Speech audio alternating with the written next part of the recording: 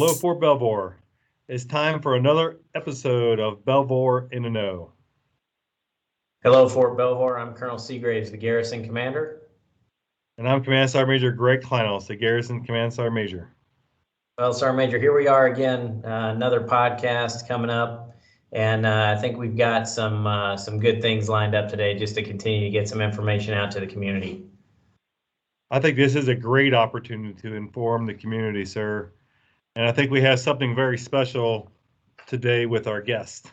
Yeah, absolutely. Special guest today. We've got Sergeant First Class Brian Purcell from the George Washington Village. He's our mayor of that village, and we've got Staff Sergeant Michael Lee, the Woodlawn Village Mayor. So today is going to be really special. They're going to talk about the housing inspection program and their efforts to enhance the quality of life and morale in our on-post housing. So let's go over to Sergeant First Class Purcell. Tell us a little bit about yourself. Good afternoon, sir. Sergeant Purcell here. Just thank you to you and Sergeant Major for having me on.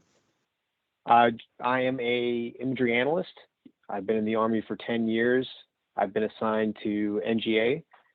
I've been on the Garrison property for 4 years now in George Washington Village. Absolutely love it here and love the program and love the command team.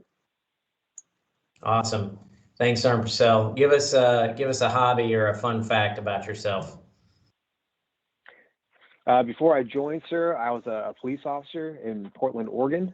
So that was a good experience too. All right. You're in good company, Sergeant Major. Yes, sir. And he's good with dealing with the public, it sounds like.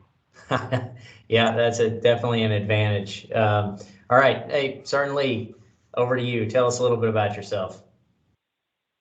How you doing, sir? Sergeant Major. My name's Staff Sergeant Lee. I am currently assigned to 1st IO Command.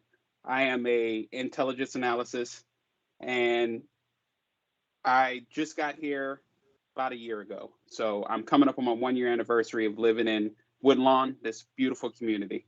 I'm currently living here with my wife and my dog, and I'm really looking forward to this discussion today. Great. All right, Sergeant Lee, we're not going to let you slip by there. Tell us a hobby or a fun fact. I almost thought I got away with it. But if you have to know, I am pretty sure I am the biggest Batman fan on the face of the earth. All right. Well, there you have it, Fort Belvoir. The Woodlawn Community Mayor loves Batman. Okay, so Sergeant Lee, let's jump right in and talk a little bit about the housing inspection program. Your village was the first to be inspected. I'd like you to just tell us a little bit about the process. Like, what was that like during your inspection, and were there any issues found? Well, I was able to go out to the pre-inspection site, and I was able to observe them do the pre-inspection. When they came out for the actual inspection, they were the most professional people I've ever met. They came out on time. They started with the outside of the house. They spent 30 minutes outside, came inside, almost got attacked and chewed up by my dog, but I think he finally let them pass. So once they survived that, they came inside, did their inspection to the T, to the standard. They were very polite. They did not touch anything. They didn't get into anything obsessive. They had a great time coming through. They did not find any issues. They was inside for about 20 to 30 minutes. When they got done with that, they asked me if there was any issues with the house. There were no issues, and then the inspection was over before it even began. Great. That's great. It sounds like they're gaining some efficiencies as they continue to move through our villages. Did you receive, or have you received any questions or concerns from your residents after the inspection occurred?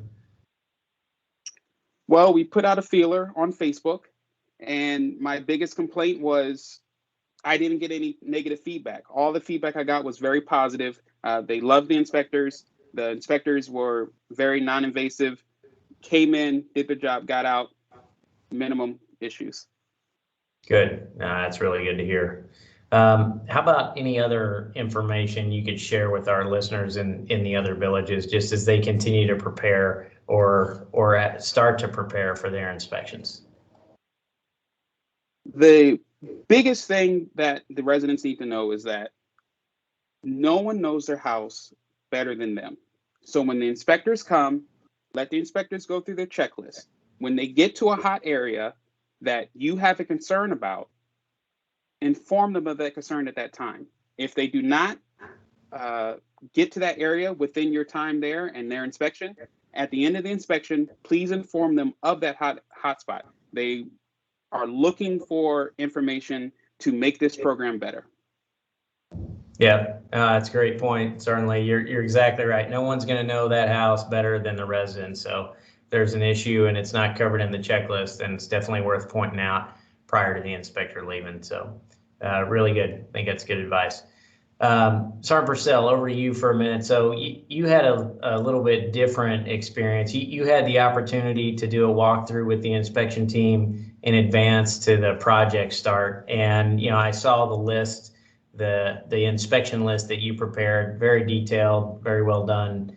Can you talk a little bit about where you got the idea to create the list, how you used it or shared it, and then what the response was from residents and your fellow mayors? Absolutely, sir. So when I heard that there was a congressional inspection team coming to do every single house, I sort of had this mental picture of a chemical truck pulling outside my home with a bunch of staffers in hazmat suits and like big vacuums and chemical tanks. And I was really nervous and not sure what to expect. And sir, I got to tell you, when I met my inspection team, they got rid of all those crazy expectations. They were absolutely great. They were regular, down-to-earth people, fully understanding that this was a home that somebody would live in, and they were non-invasive. They were not judging anything, or they didn't have any kind of perceptions or misperceptions of the state of the house. They were absolutely great. But I created that list so that way residents could also have that experience knowing full well what to expect. I had a much longer inspection because I kept asking them questions. I wanted to know every single thing I could possibly get from that team, so that way I could just pass it on to the residents and that report and that list. That way people know exactly what to expect, what they're looking for, as they go through the entire inspection process from start to finish. So I ended up using that list, going through, just typing up my notes and capturing all the comments I could think of that the inspection team gave me.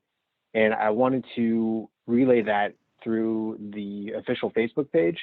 And that's the platform that I shared and disseminated that. I also sent it to the Ombudsman, Jen. And I really wanted to get that to as many hands as I could, so that way residents understood what to expect as they went through this entire process. The response that I got from my residents, everyone that had gone through it and had viewed the document, were all positive. They were very appreciative, giving me positive comments back, and I think it really helped them kind of bring their expectations back down to ground, saying, okay, this is not as crazy as what it may have sounded like in the beginning.